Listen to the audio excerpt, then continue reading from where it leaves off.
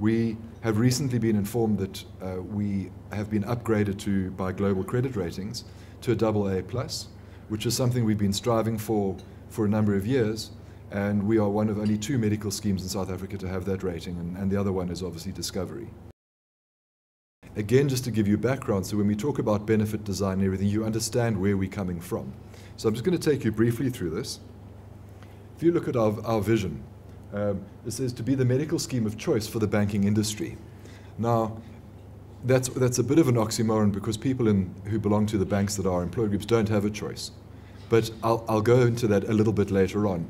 And certainly what we'd like to be is the scheme of choice for the bank. So we'd like employers all to see us as the scheme of choice. But I'll talk a little bit about choice just now, and certainly as far as your employees are involved. Mission really is what we'd like to do. We focus on affordability, and I'll show you some information. We want to look at getting the basics right, and I think that's critical. We need to make sure that we provide, from a benefit design point of view, and certainly from a service delivery point of view, make sure those basics are right, which we can then build on.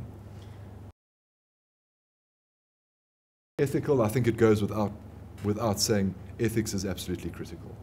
Caring, I think something that we probably need to focus more on. We certainly are focusing on, but when you're looking after 200,000 people, we sometimes don't come across as that, and that's something we certainly are working on. And fairness, I think that's also critical for me. Often we get approached with queries where we'd certainly like to help someone, and we know we've got to actually, any decision we make, we know has to be repeatable.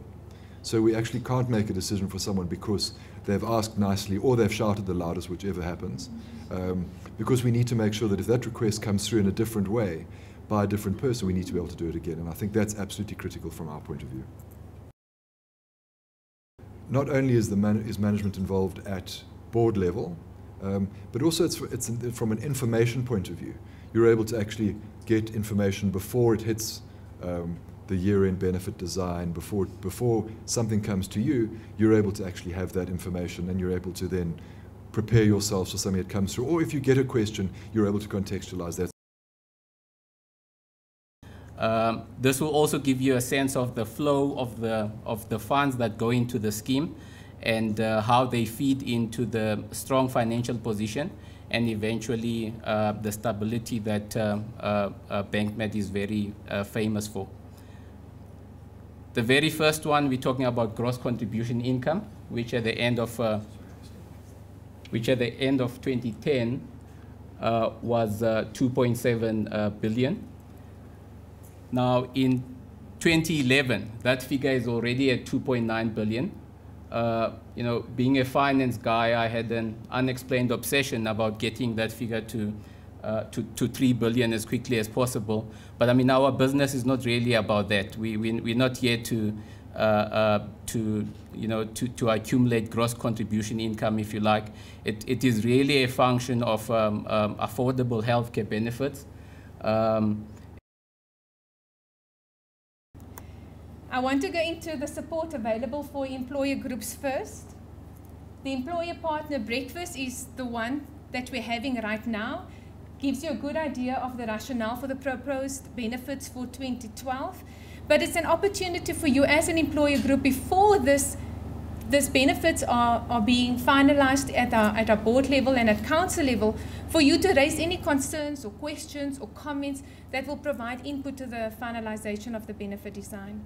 Following from this will be a similar breakfast session, but in this case we will be chatting about the Council of Medical Schemes approved benefit design for Bankmed.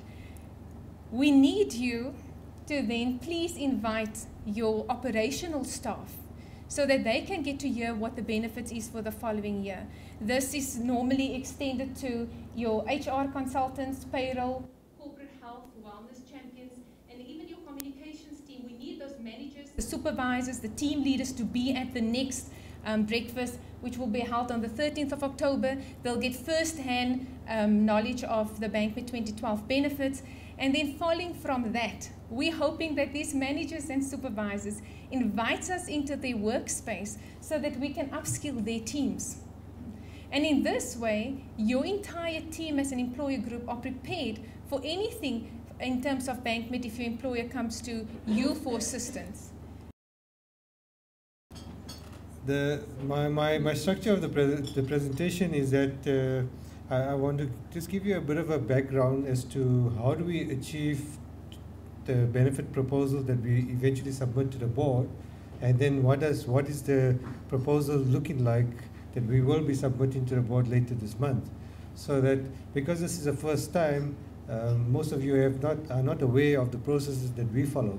So I want to just walk you through that, as well as the proposal, and then we will talk about the figures thereafter. Now, how do members choose benefit options? I mean, that's an important understanding, because if we understand that, then that will assist in structuring the appropriate benefits. And essentially, there are two components.